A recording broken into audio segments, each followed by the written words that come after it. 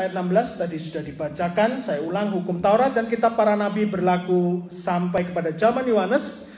Dan sejak waktu kerajaan Allah diberitakan dan setiap orang menggagahinya, berebut memasukinya. Apa yang Tuhan taruh dalam hati saya sampaikan kepada jemaat di tempat ini adalah, judulnya adalah Duta Kerajaan Surga. Saya mengucapkan terima kasih untuk para imamat di sini, para pelayan musik. Dari awal lagu awal sampai yang lagu terakhir selalu menyebut kata Raja.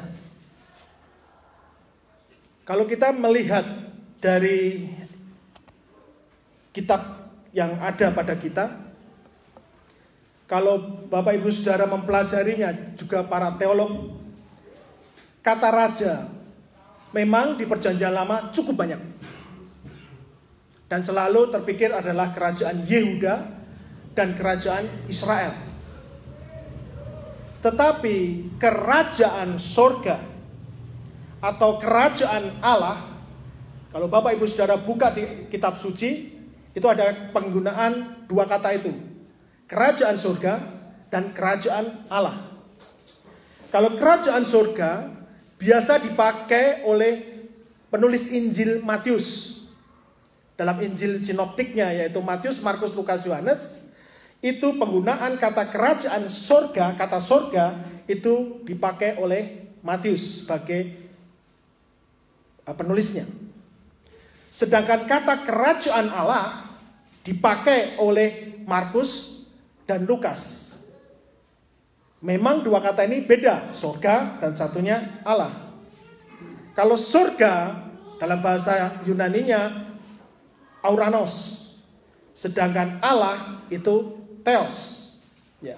Tapi yang paling menarik adalah kata kerajaan itu sendiri artinya basilika.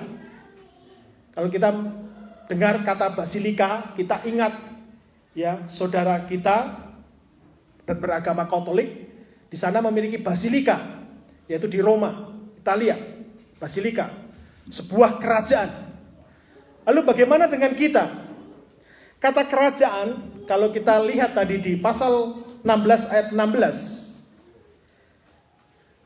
kata dan sejak waktu itu kerajaan Allah diberitakan dan setiap orang menggagahinya, berebut memasukinya. Jadi sebelum ada, kalau kita lihat di sana, sebelum zamannya Yesus, zamannya Yohanes, sebelumnya itu kata kerajaan surga atau kerajaan Allah itu tidak pernah terdengar.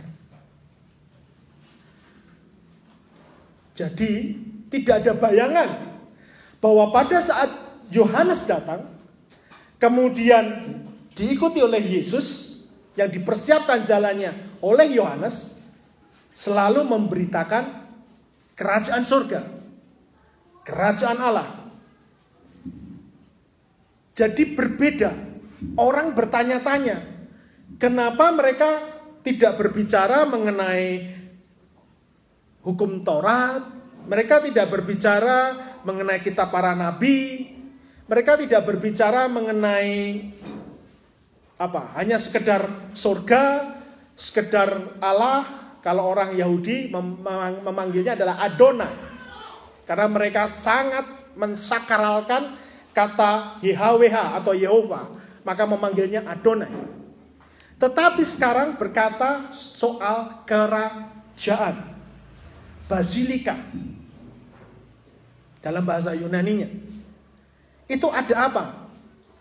Mari kita lihat di Matius pasal 3 ayat 2 dan Matius pasal 4 ayat 17. Bapak Ibu Saudara yang saya kasih bisa nanti mencatat atau nanti bisa melihat kembali rekaman ini. Di sana diberitakan Matius pasal 3 ayat 2. Bertobatlah sebab apa? Kerajaan surga sudah dekat. Jadi Yohanes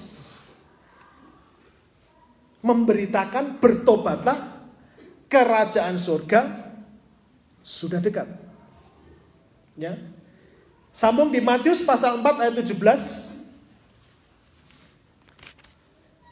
Di sana bukan Yohanes Pembaptis lagi yang menyatakan atau menyerukan, bertobatlah sebab kerajaan surga sudah dekat, tetapi siapa? Apa kata Yesus? Oke, sekali lagi. Sekali lagi, bertobatlah. Jadi Yesus pun menyatakan sebab kerajaan surga sudah dekat. Karena itu bertobatlah. Dari dua hal ini, dari Yohanes Pembaptis, dari Yesus Kristus, itu sangat jelas. Inilah waktunya mendirikan kerajaan surga, kerajaan Allah di bumi. Dan untuk mengawali kerajaan surga dan kerajaan Allah di bumi, itu harus ada pertobatan. Jadi Bapak Ibu Saudara, di tempat ini bukan sekedar gedung gereja. Bukan sekedar namanya GSJA, Sumowono. Bukan. Tapi ini adalah bagian kerajaan. Ada amin? Kalau ini bagian kerajaan, Bapak Ibu Saudara dan saya siapa? Ya? Anggota kerajaan surga, kerajaan Allah. Dan tentunya diawali dengan apa namanya? Pertobatan. Bertobatlah. Bertobat dari apa? Bisa buka dalam 1 Korintus pasal 6 ayat 9 sampai 10. Oke, Bapak Ibu Saudara bisa membacanya sendiri, tapi saya akan kasih intinya saja ya, biar cepat. Jadi intinya di sana, ada orang-orang yang tidak masuk dalam kerajaan Allah. Nah, kita bisa memeriksanya. 1 Korintus pasal 6. Ada yang bisa membacakan? Atau tidak tahukah kamu bahwa orang-orang yang tidak adil tidak akan mendapat bagian dalam kerajaan Allah? Janganlah sesat, orang cabul, penyembah berhala, orang berzina, banci, orang pemburi, pencuri, orang kikir, pemabuk, pemfitnah, dan penipu tidak akan mendapat dalam bagian dalam kerajaan Allah. Haleluya. Tadi dikatakan bahwa ini adalah kerajaan Allah dan kita semua sepakat adalah anggota kerajaan Allah, kerajaan surga. Jadi saya berharap GSJA, Sumowono, anggota jemaatnya dari generasi yang lanjut sampai dengan generasi yang kemudian ke depan, tidak ada orang-orang ini di dalam kerajaan ini. Harus bertobat. Saya kupas satu persatu. Yang pertama adalah dikatakan orang yang tidak adil. Nah, kalau ada yang belum adil, ya, kepada anaknya, kepada orang tuanya, kepada istrinya, kepada suaminya, kepada tetangganya, dan lain sebagainya, periksa diri, bertobat. Amin? Amin. Ya, apalagi di sana, jangan sesat, orang cabul. Nah, ini yang punya media handphone sekarang lebih berbahaya. Ya, terutama bapak-bapak, terutama kaum muda, cowok-cowok yang muda-muda. Ya kan? Sekali tekan kemana-mana. Oke? Jadi maaf ya. Kalau dulu kebanyakan orang ke lokalisasi, maaf. Sekarang lokalisasi masuk di handphone kita. Hati-hati. Oke? Bertobat. Amin? Siapa lagi yang nggak boleh ada di kerajaan surga dan harus bertobat? Penyembah berhala. Penyembah berhala ini termasuk nyembah apa? Uang. Di dompet Bapak Ibu Saudara itu ada berhala itu. Namanya uang, namanya mamon. Yang tidak pernah persepuluhan, nah itu berarti nyembah mamon. Maaf Pak Gembala, saya sampaikan begitu. Oke. Orang banci. Berzina. Ini hampir sama dengan cabul. Tapi kalau cabul itu pikirannya masuk. Kalau berzina itu apa? Nah, ini biasanya anak-anak muda ini sering sekali saya dengar kata-kata selingkuh. Pacaran selingkuh. Masih pacaran kok selingkuh, itu maksudnya apa? Itu kalau selingkuh kata itu adalah dalam pernikahan. Ya kan? Memiliki will, memiliki pil. Oh, Bapak Ibu Saudara tahu itu. Bertobat. Banci.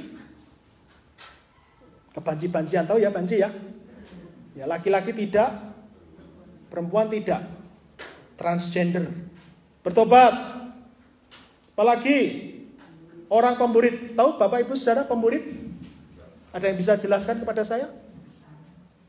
Nggak tahu? Maaf ya, ini vulgar tapi ini harus saya sampaikan. Jadi kalau Bapak Ibu Saudara tahu kapal ya. Jadi kalau saya di negara sana itu banyak kapal.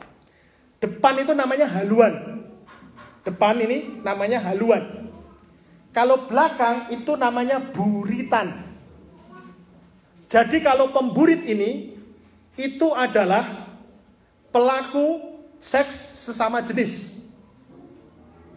Jadi mereka yang melakukan, hubungan badan, hubungan seks melalui anus. Terus terang aja saya katakan, maaf. Jelas? Nah ini bertobat. Kalau ada, ini homoseks. Bertobat. Pencuri, nah ini bisa macam-macam ini. Pencuri waktu, pencuri uang, terutama pencuri uang. Ya, orang kikir, nah, medit, ya kan? Medit sama Tuhan aja kadang juga medit. Bertobat. Pemabuk. Wah, saya kan tidak minum mabuk anggur. Ya kalau mabuk perempuan sama saja, ya kan? Pemabuk, pefitnah. Ya, siapa yang suka memfitnah orang? Bertobat. Penipu juga tidak. Mereka semua tidak mendapat bagian dalam kerajaan Allah. Jadi tidak bisa mendapat bagian kerajaan termasuk di sini. Kalau mau menjadi bagian bertobat. Ada amin? Ini saya perjelas di sana. Lanjut. Nah, kerajaan Allah itu apakah terdiri dari kata-kata? Ya. Kebetulan kalau kami di sana ada urusannya menyentuh yang namanya kedutaan, konsulat, ya kan? Warga negara Indonesia di sana, kami berdua menyentuh pekerjaan-pekerjaan itu. Orang-orang yang di sana semua diatur dengan yang namanya dokumen, dan di dalam dokumen itu ada kata-kata dan lain sebagainya. Tetapi ada otoritas atau kuasa. Kalau kedutaan atau konsulat tentunya mendapatkan otoritas dari negara sendiri, yaitu Negara Kesatuan Republik Indonesia. Dan di sana itu adalah wakilnya. Nah, kalau Bapak Ibu Saudara tadi mengatakan bahwa kita adalah anggota kerajaan Allah, berarti kita punya otoritas tidak? Punya otoritas atau tidak? Punya kuasa atau tidak? Dari siapa? Dari Tuhan. Dahsyat. Sebagai duta besar, sebagai konsulat jenderal, mereka punya otoritas dari Pak Presiden. Diberi otoritas sebagai wakil kami di negara sana. Bapak, Ibu, Saudara, dan saya sebagai wakil kerajaan surga, kerajaan Allah di sini. Berarti otoritasnya dari Tuhan. Bapak, Ibu, Saudara sadar itu? Kalau sadar, kenapa kita masih merengek-rengek? Kalau sadar, kenapa kita masih berbuat dosa? Karena kita ini masing-masing duta besar kerajaan Allah. Duta besarnya surga.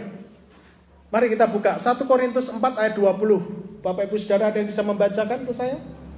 1 Korintus 4 ayat 20. Akan ada banyak ayat di sini, biar firman yang berkata-kata ya. 1 Korintus 4 ayat 20. Sebab kamu telah dibeli. 4 ayat 20. Iya.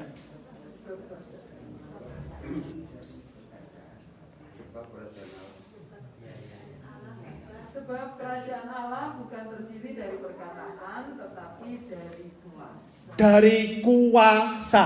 Sekali lagi dengan saya katakan sama-sama. Kuasa. Dengan tangan kanan Bapak Ibu Saudara, angkat tangannya, pegang. Kuasa. Bapak Ibu Saudara punya kuasa. Oke, baca lagi Matius pasal 12 ayat 28.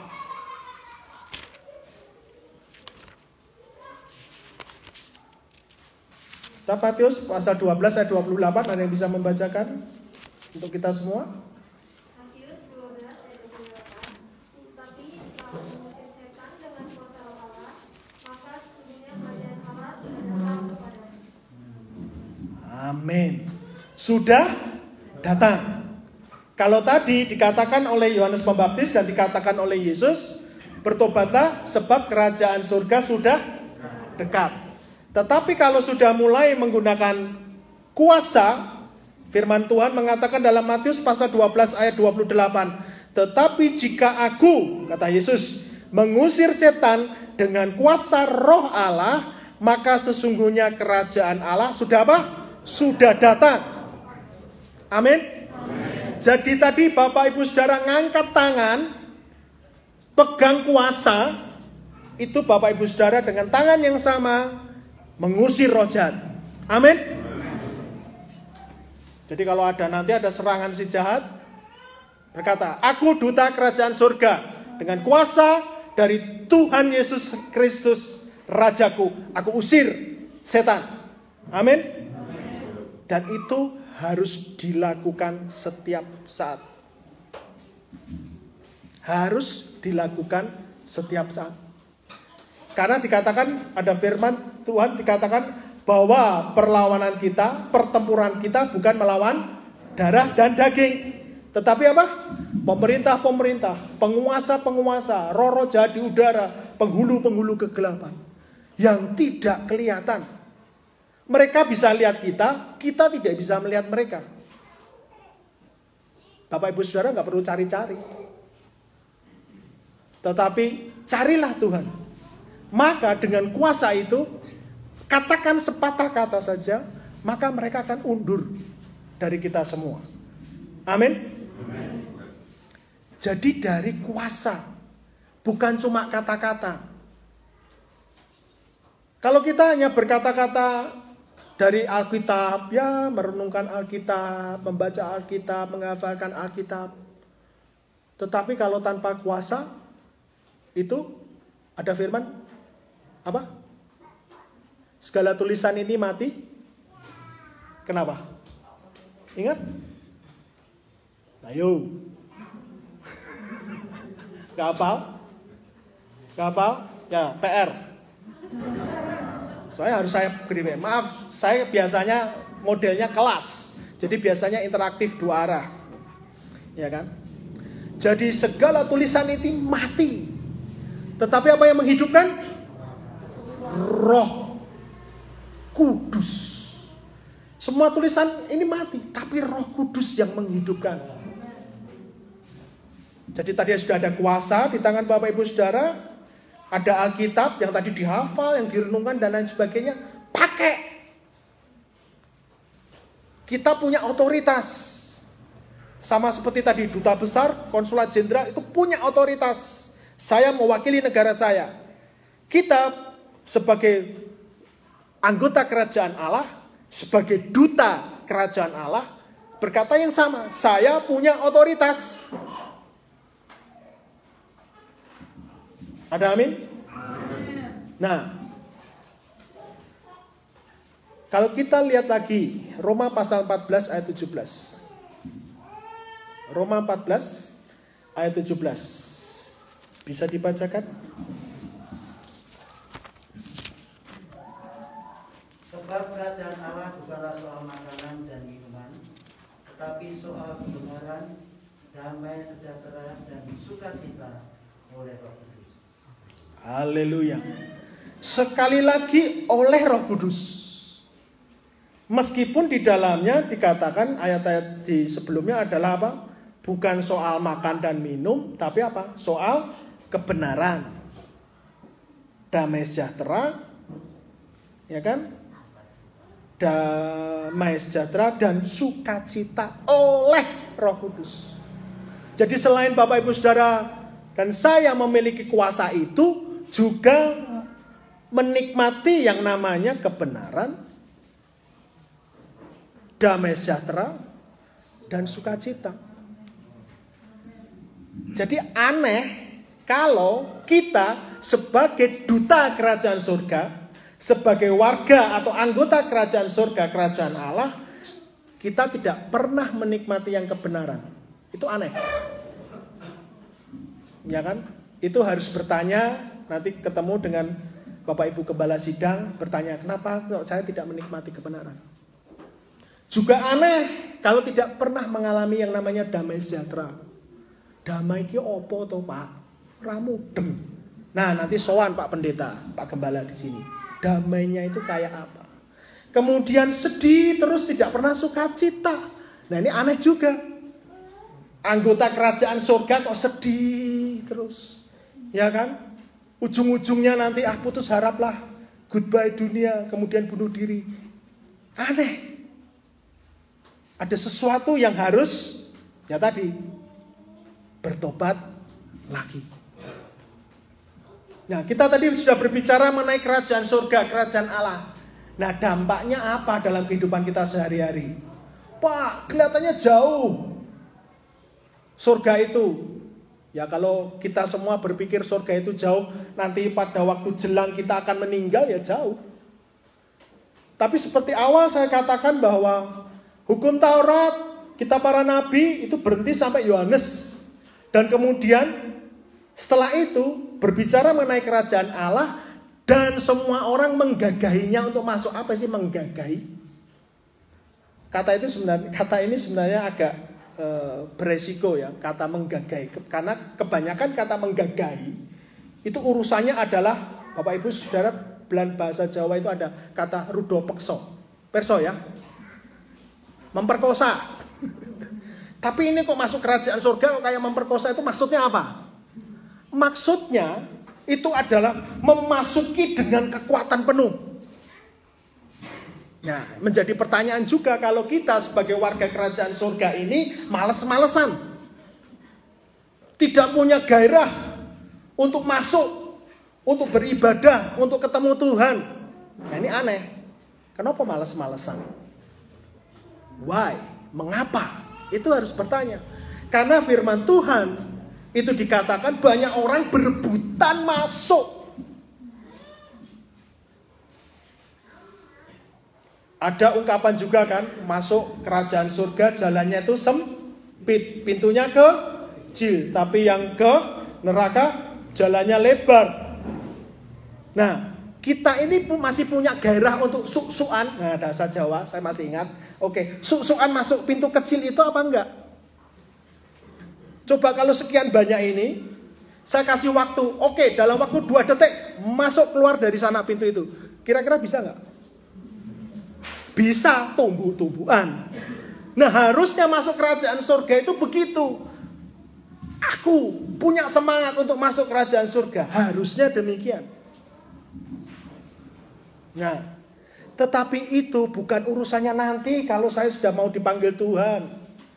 Lalu ini, selama hidup ini, setelah aku menjadi anggota kerajaan surga, dengan nama GSCA Sumowono berhenti sampai di sini. Tidak. Tetapi pada saat terima Yesus Kristus Tuhan, pada saat bertobat, itu Bapak Ibu Saudara itu sebenarnya sudah menikmati kerajaan surga. Roh kita itu sudah. Hanya tubuhnya nanti ngikuti. Nanti waktu pengangkatan kan. Waktu meninggal itu hanya pindah saja. Ada amin? Nah, berarti tidak saja kerajaan surga itu hanya 4 tembok ini aja dari gereja. Tetapi pada saat Bapak Ibu Saudara nanti keluar, hari Minggu lewat Senin, Selasa, Rabu, Kamis, Jumat, Sabtu, Minggu lagi. Itu sebenarnya kita tetap sebagai warga kerajaan surga.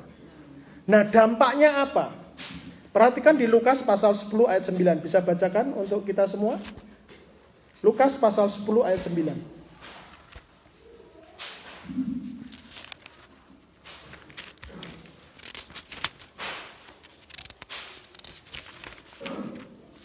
Bisa dibacakan Lukas pasal 10 ayat 9. Dan sembuhkanlah orang-orang sakit yang ada di situ, dan katakanlah kepada mereka, kerajaan Allah sudah dekat padamu. Dikatakan ada orang sakit, ya. Sembuhkanlah orang-orang sakit yang ada di situ. Apakah itu pekerjaan hanya gembala sidang atau Pak Pendeta? Sekali lagi, apakah itu hanya pekerjaan Pak Pendeta atau gembala sidang? Tidak. Tetapi kita yang sudah pegang kuasa. Bapak Ibu Saudara nggak usah bingung. Kalau anggota keluarganya sakit atau tetangganya sakit, langsung aja datangi. Aku duta kerajaan surga. Aku pegang namanya Yesus Kristus. Tumpangi tangan. Sembuh nggak? Sembuh nggak? Jadi menurut iman Bapak Ibu Saudara. Jadi enteng nanti pekerjaannya Pak Gembala itu enteng karena kita kerja bareng. Kerja bersama-sama. Nanti dilatih oleh Bapak Gembala Sidang. Seperti itu. Kesembuhan itu bisa kita lakukan sama-sama. Sakit penyakit itu akan pasti lari kok. Amin. Amin. Karena oleh bilur-bilurnya, kata Tuhan ya, kata firman Tuhan, maka kamu sembuh. Jadi jangan takut. Kedua, tentang kesembuhan ini, dampaknya kerajaan surga. Keuangan. Bisa baca Matius pasal 6 ayat 33.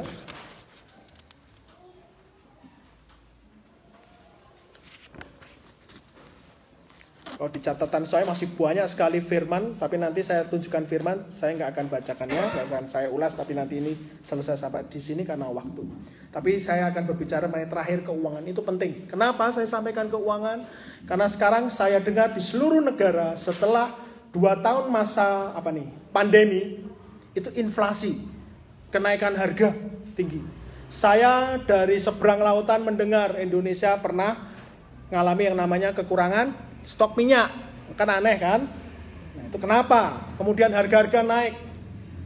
Dari kemarin saya datang masuk gini, saya tanya mama saya, "Ma, harga ini berapa? Harga ini gajinya UMR berapa?" dan lain sebagainya. Wow. Kita harus menang atas keuangan dengan apa? Kuasa surga.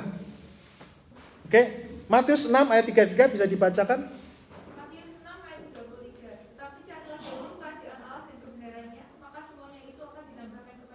Amin, ditambahkan. Perhatikan kata itu Bapak Ibu Saudara. Carilah kerajaan Allah dan kebenarannya. Oke. Maka semuanya akan ditambah. Bukan disediakan, ditambah. Jadi kalau ditambah berarti Bapak Ibu Saudara sudah punya belum? Sudah. Sudah, tapi sedikit. Tapi kalau cari itu akan menambah. Ada amin? Nambah. Keuangan Bapak, Ibu, Saudara, gaji dan semuanya menambah. Lukas pasal 6 ayat 20. Lukas pasal 6 ayat 20 bisa dibacakan?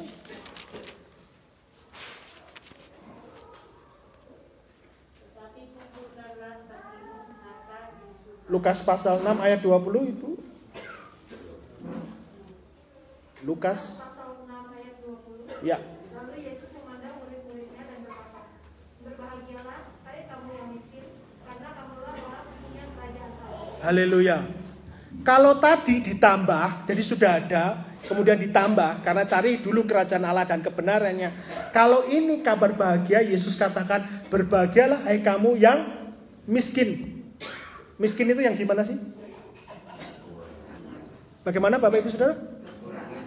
Kekurangan apa? Kekurangan keuangan, kekurangan makanan, minuman, semuanya serba kurang kok. Tetapi harus keluar terus uangnya untuk apa? Untuk sekolah, untuk kontrak rumah dan lain sebagainya. Ya, bahkan tidak punya apa-apa, mungkin hanya punya baju. Tuhan katakan pada zaman itu adalah sama. Miskin, kayak kamu yang miskin berbahagia. Lah kok wong miskin kon senang. Tapi apa kata Tuhan? Karena kamulah yang empunya kerajaan Allah. Kalau Bapak Ibu Saudara teliti sekali membaca Matius, Markus, Lukas, Yohanes, Tuhan Yesus kira-kira punya rumah enggak? Tuhan Yesus kira-kira kemana-mana bawa koper enggak isi pakaian?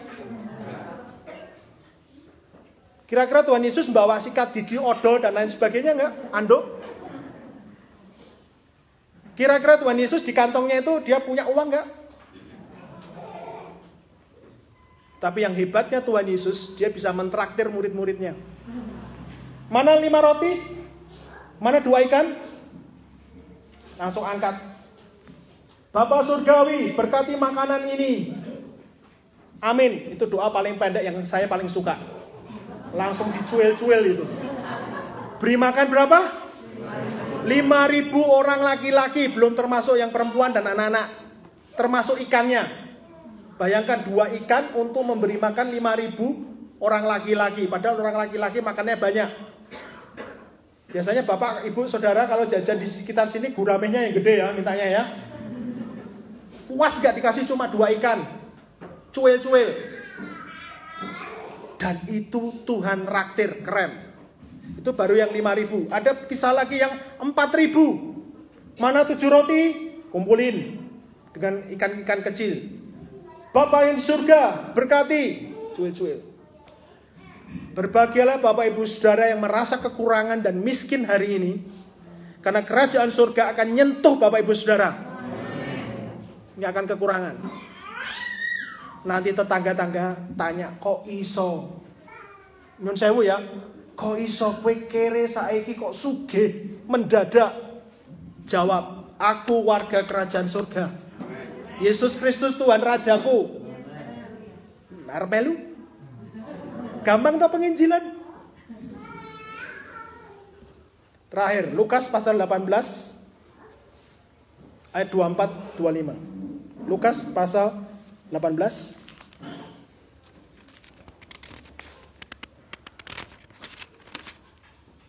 24-25. Bisa bacakan Bapak Ibu Saudara untuk kita semua?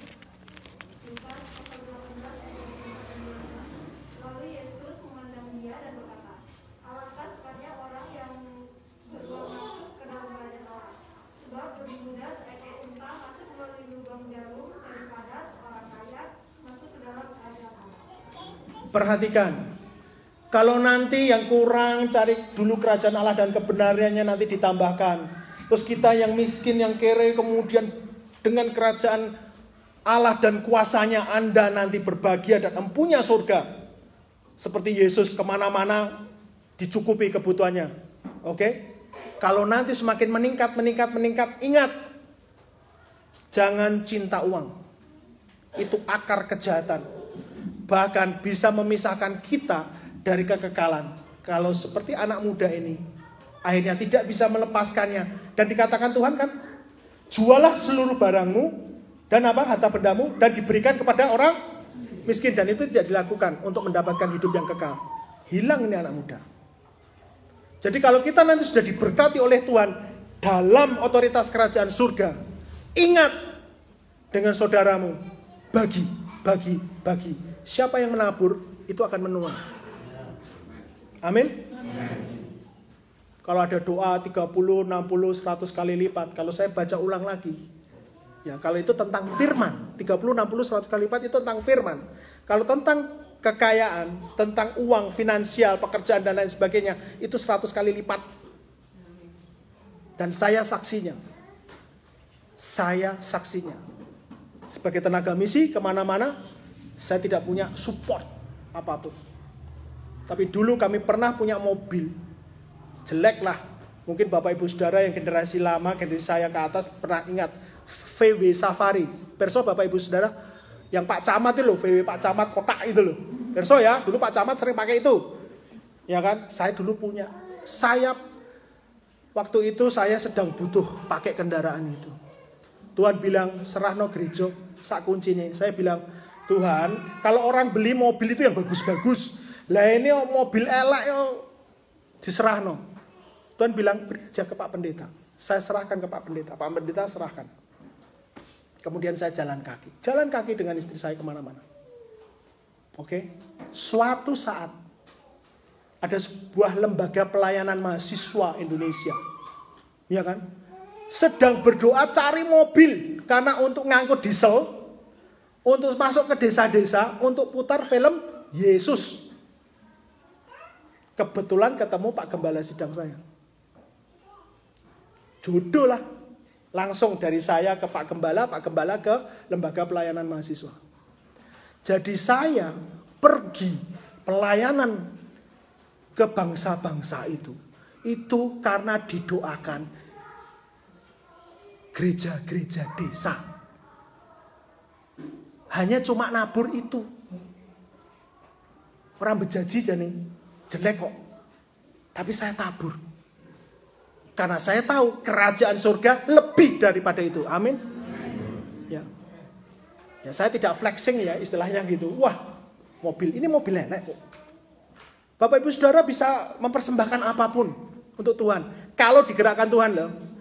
Jangan mencoba Tuhan. Nah, aku persembahan ini besok untuk rugi sama Tuhan. Nah, aku untuk ini. Oh, malah hilang-hilangan. Nah, saya punya pengalaman gitu. Punya pengalaman saya ceritain. Jadi kalau digerakkan Tuhan, tabur. Tuhan berapa? Tabur. Tanya. Kecil, besar, bukan masalah kecil, besar. Tapi masalah taat. Ya. Nah, ayat yang paling terakhir. Maaf tadi sudah terakhir, tapi ini yang terakhir aja. Matius pasal 16 ayat 19. Karena biasanya kalau saya di ruangan itu biasa 1 jam sampai 2 jam Bapak Ibu Saudara. Ini saya batasi. Matius pasal 16 ayat 19.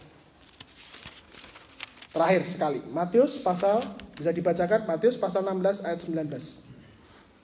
Kepadamu akan kuberikan kunci kerajaan surga. Apa yang kau ikat di dunia ini akan terikat di surga, dan apa yang kau lepaskan di dunia ini akan terlepas di surga. Amin. Kunci. Mau dipakai ya Bapak Ibu Saudara ya.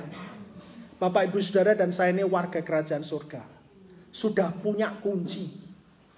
Tolong dipakai. Jangan digembol. Hilang. Oke, dipakai. Untuk apa?